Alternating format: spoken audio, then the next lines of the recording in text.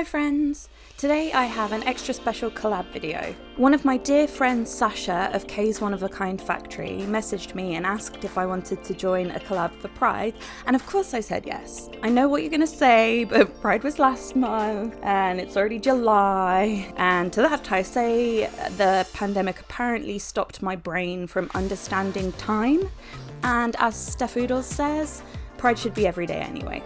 So joining Sasha and myself on this collab is another lovely friend, Fairiekin.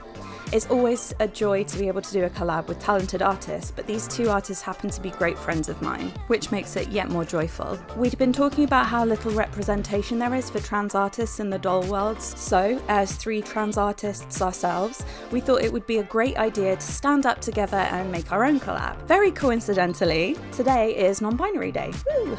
Don't forget to check out Fairiekin and K's One of a Kind Factory's dolls. They're absolutely incredible. Their whole channels are inspirational and they have wonderful, wonderful content. I'm going to feature some trans artists in my video, so if you're looking for more trans artists to follow, make sure that you check them out in the description box. Before we get started, please like, sub, comment for the algorithm. I really appreciate it and it genuinely makes a difference to me and my channel. Thanks in advance. I've wanted to make this doll for ages and thought this would be a fun time to do it. I'm going to make Dean Pelton's Duality of Man look from season 3 episode 16 of Community.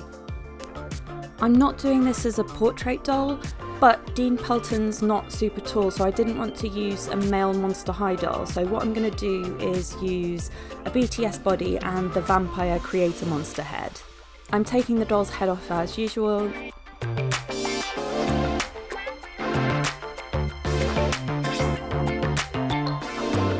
Is it always a struggle with BTS dolls, or is it just my hands? Honestly, I don't know. Black Fox dolls, another trans artist, go check them out, assures me it's a straight swap with Monster High and BTS, so fingers crossed. So I'm taking his face off with acetone. I've never got a whole eye off, and that is so very close, so let's try with the other one. I'm counting that, that's the whole eye, right?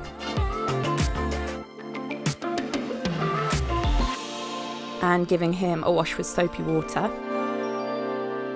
He has this hole where the wig attaches, but I'm not going to use a wig. Half of his head is bald, so I'm going to fill that with hot glue. Then using my nail drill, I'm filing down that seam line on his head. After that, I refined it with a hand file, then sprayed it with putty, and then got Stick Twit Creations to bully me into doing a colour change. I really couldn't get myself to my airbrush. And then after 3 coats of Mr. Super Clear, I'm ready to do the face up. I'm going to pop some trans and non-binary trans artists in the corner while I'm doing the face up. Their links are in the description box, make sure you give them some love. So this isn't a portrait doll, but as with all of my dolls inspired by real humans, I do want to try and get their main features as similar as I can. So I have this headshot of Jim Rash on my phone. I couldn't find any pictures of him without glasses, which was a bit of an extra challenge, but I'm just going to do my best. The left side of the doll as we're looking at him will have full makeup and long hair, and the right side will have a look more similar to the actor's natural looks. I want to start with the same eye shape on each side to try and make sure that he looks like one person, just split down the middle rather than like 2 people glued together. Does that make any sense? I was thinking quite a lot about the language that I wanted to use with this doll, and I am finding it difficult. This is something that I do find difficult generally. I'm non-binary and I don't believe in gendering anything, to be honest, but I understand that in our society most things are gendered. Most people want to use gender. I guess his left side as we're looking at him is what society would consider a more feminine look, and then right side is more masculine.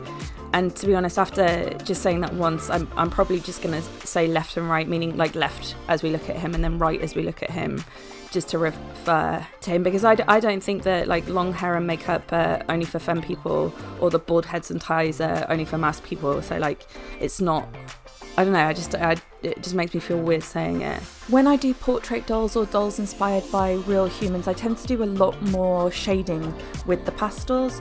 I'm kind of using it to contour the doll's face to try and make it look a little bit more similar to the person. I'm not going to get 100% because it's not a sculpt of that person, but I think that I can get it a bit closer. I've not done a doll of a human on the sculpt of that human. What? But I have a Britney Spears doll and a Billie Eilish doll. You have to let me know in the comments which looks I should do on those dolls. Super thank you to Dolly Creations for sending me that Billie Eilish doll. I was supposed to do it ages ago. So on this first layer, I was really finding it difficult to build up colour, particularly with the pencils. The pastels were sticking, but kind of patchy and looked a bit dirty, and the head was bouncy, but the humidity was fine. That's usually what makes your sealant a bit bouncy. But I can sometimes find this on the first layer, so I decided to just give him another spray of sealant and then waited 30 minutes. But then I had the exact same issue again, bouncy head. So I decided to check the Mr. Super Clear can gloss. I don't even know why I had the gloss can out. Honestly, I wish the cans looked more different. They just look like grey cans from behind. And even from the front, it's not super obvious unless you're remembering to look. I don't read anything. My eyes glaze over constantly. This is not my first rodeo. Although he's had all that gloss on him, I really don't want to have to redo the airbrush colour change. So I'm just going to use one coat of Mr. Super Clear flat will make this drawable. So I did that, and we're good to go and actually build up some colour this time.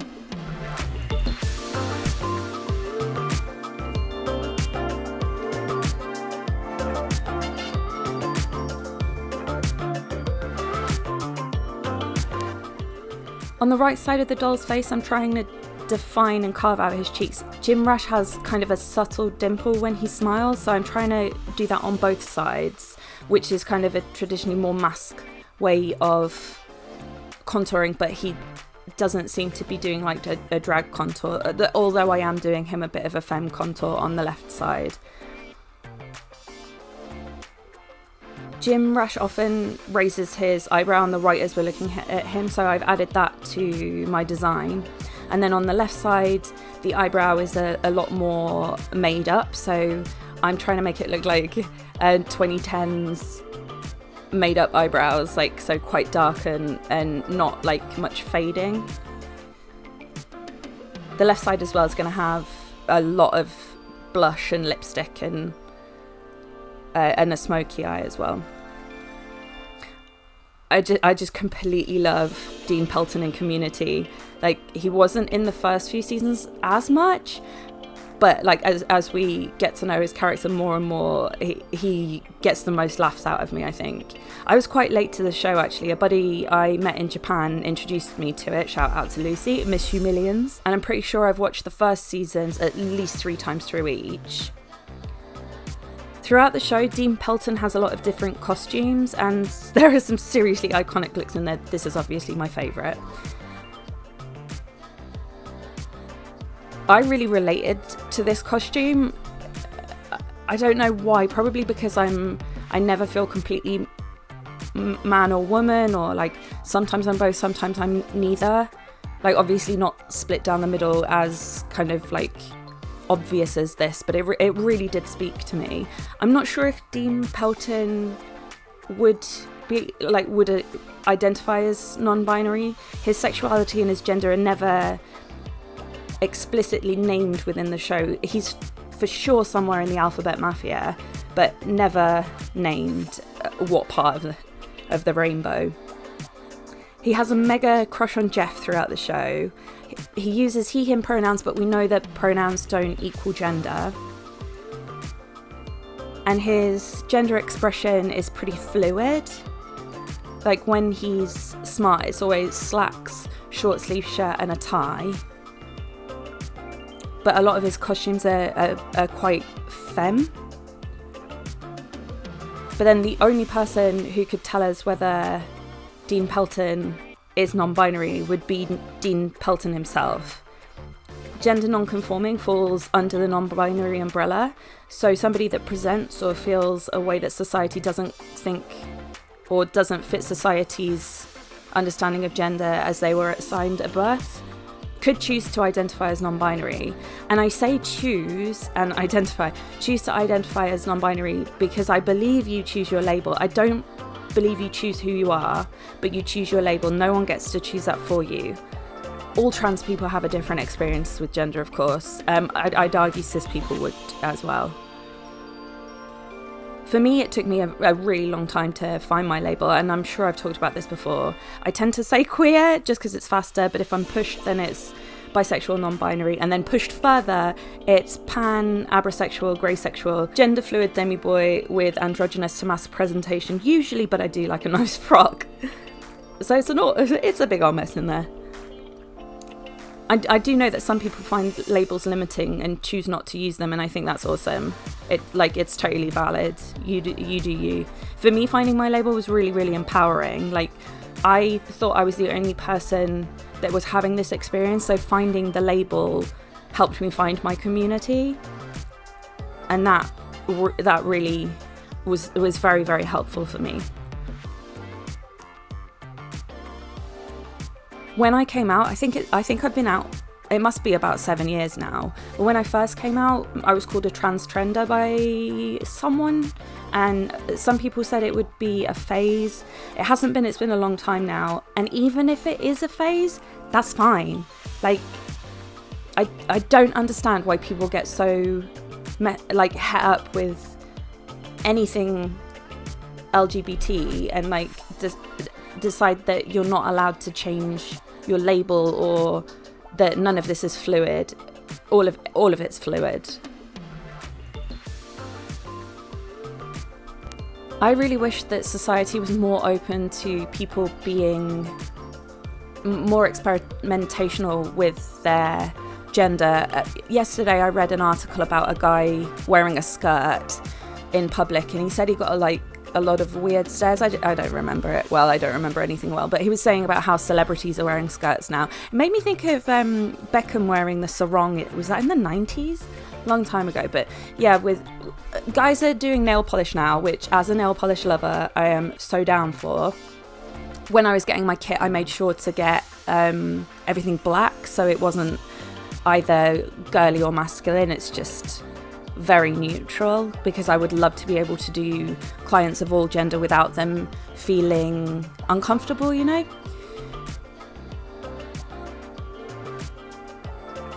Like, if you can experiment with your gender, even if you then come back around and realise that you're cisgender, at least then you know for sure. And detransitioners' stories need to stop being weaponised against other trans people. Like, for some detransitioners, it is a sad story, and that is painful for everyone, and I wouldn't wish pain on anyone. But for some detransitioners, it was just a thing that happened. Like, they were able to find themselves through doing it and be sure. Like, it's not a bad thing.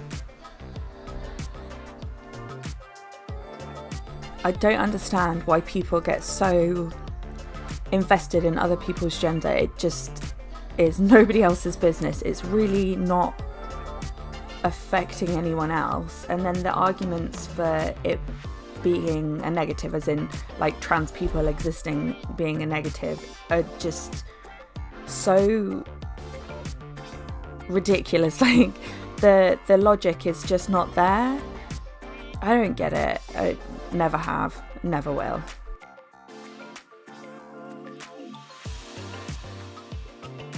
So with the face up done, I'm giving it a couple of sprays of Mr. Super Clear to protect it, and then I'm moving on to the hair. As you probably expected if you've ever been to this channel before, I'm using my darling Viscose from Viscose Heaven. I love this stuff. It's my favourite thing at the moment. So I'm using Willow, which is kind of an ashy blonde, and then Champagne, which is a lighter blonde. I'm mixing some of those colours together so that I have a mid-tone as well. So I've got like the ashy, a mid, and then the Champagne, which is a light blonde. And then I'm gluing that to the head in the way that I always would. I've made a couple of wefts just to do his parting. Usually I would root a parting or a hairline, but I think this needs to be crisp, and I think this is going to be the best way that I can get that crisp parting. And then once that's dry, I'm giving it a trim, and then I'm curling it using my straighteners to heat up a screwdriver, and then that glove I'm wearing is like a heat protective glove, the kind that you'd get with some curling irons. I bought it just as a glove from eBay. With the curl, I'm only trying to get it to look a bit like it's got some movement, really, not dead straight, and I don't want it to be properly curled. It's just a little touch of curl to the end.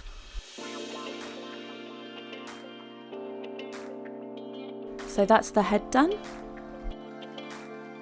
So moving on to the clothes, I realised for this outfit it needed to be culottes on the dress side. So I'm doing kind of like a jumpsuit. My perfectionism told me that the fabric had to be super close to the show. I decided to do some stenciling because it would work so well on my fawn doll. So I made a graphic of the pattern, which is repeating, it tessellates, on my computer, and then I cut it with my Cricut, and I'm using my Magic Fly fabric paints. And it really didn't work and looked horrific and then peeled half off. So we'll go in again, and this time I cut vinyls from heat transfer vinyls. I didn't get a lot of footage of me putting this on because about 4 vinyls in, I knocked the iron over and then tried to catch it and burnt my arm. Nice one, Lee, well done.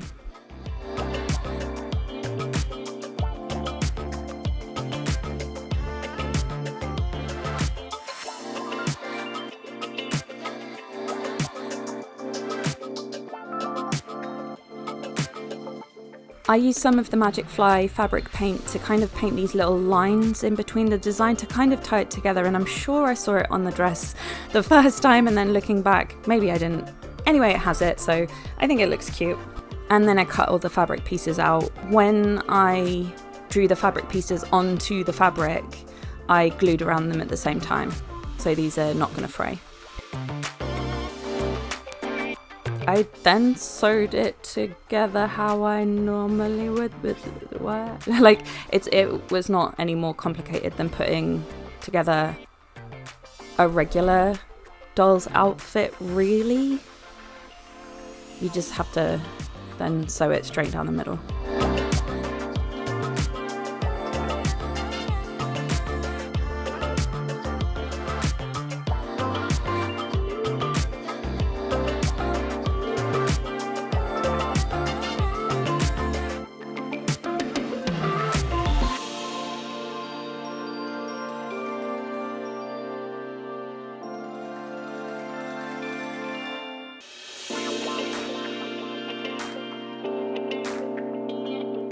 I was worried about adding the collar because stand colours on doll scale are pretty tricky, but I think it turned out pretty well. I'm happy with it anyway.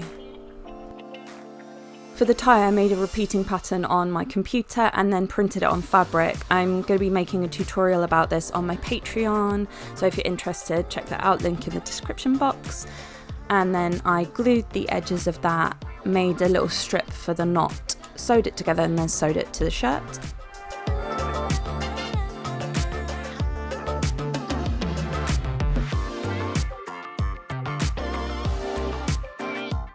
And that's the clothes done.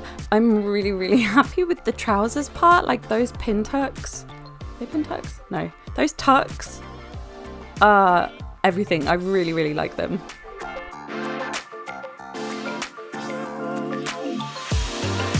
So then onto his accessories. For the shoes, I'm making those out of Warbler. The right side has got a brogue, so what I'm doing is adding the sole. I added some polymorph plastic to the toes of the dolls so that the shoes are shoe-shaped rather than foot-shaped. Then I'm adding the toe and the heel.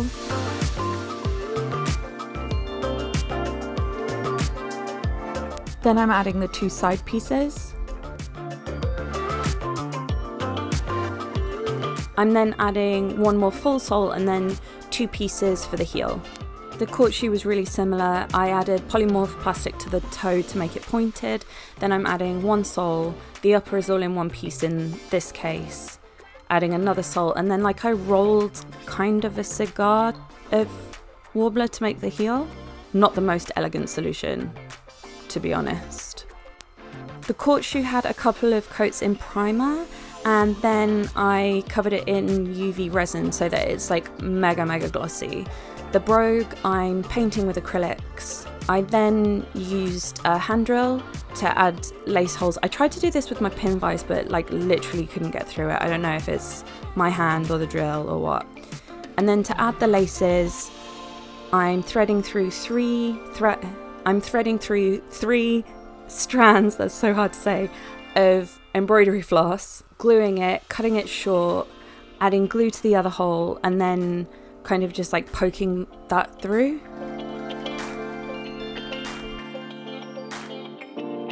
For the putting on the Ritz cane, I grabbed a skewer, dipped one end into UV gel to make that handle part, cured that, cut it to length with wire cutters, gave the handle part a little bit of a sand, and then painted it with acrylics.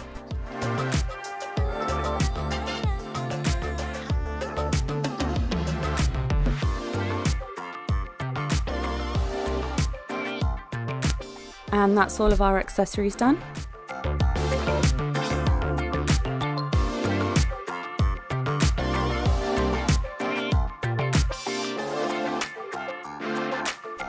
So that means it's time to put the doll together.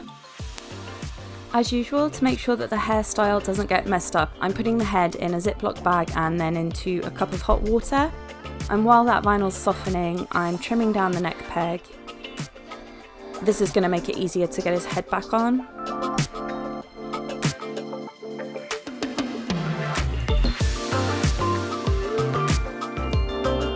And I give his left side a pearly manicure. I'm just going to give you a little bit of the original audio here. I think it's important. How we see ourselves. Learn more about ourselves. I think that's a good thing. If we don't need souls to explain how you live, I don't think that we do. Yeah, so I guess there was a hole in the Ziploc bag. I was not happy about this. I'm not sure what that dirty gross water is from. Dye from the viscose, pastel from the head, not sure. Decided it was the best idea to put his head back on now, which created a vacuum and sucked his head in a really strange way. And then I noticed that the glue was like melting. So I made a hole just behind his ear. In hindsight, maybe I should have given him earrings, which allowed some air to suck in and puff out his head again. And then now I'm drying and restyling his hair. I think maybe I need to put heads on before I do hair. I don't know. If this wasn't the worst thing in the world. It probably took like an hour and a half. Oh no, it's just annoying, isn't it? I didn't need to spend an hour and a half redoing something. I've been doing a lot of mods and I felt like this was supposed to be kind of like an easy project. It wasn't. I guess like anyway, something that's supposed to look simple always tends to be quite difficult because the lines need to be clean.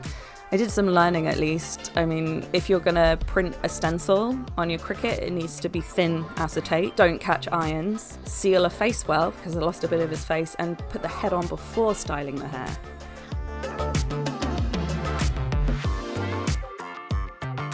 Okay, so clothes on.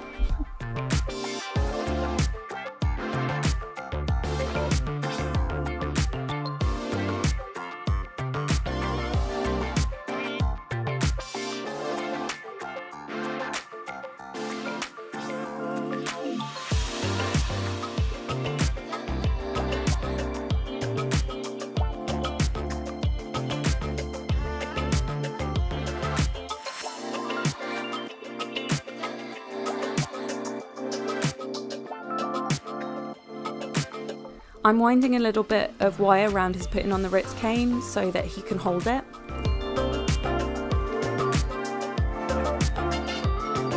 And he's done and ready to deliver some good news and bad news. What do you think? Did I do Dean Pelton, the true star of Community, justice? And what's your favourite Dean Pelton look? Have you seen Community? Are you inspired to watch Community now? As always, thank you to my darling patrons on Patreon. You help me be able to work on this pricey hobby, and I appreciate all of you. With an extra super special big thank you to Jade and Camilla. And thank you to everybody for watching, I really appreciate it. And especially thank you for sticking around and watching till the end. Don't forget to like, sub, comment, share, all the YouTube usuals, and I'll see you in the next one. Bye!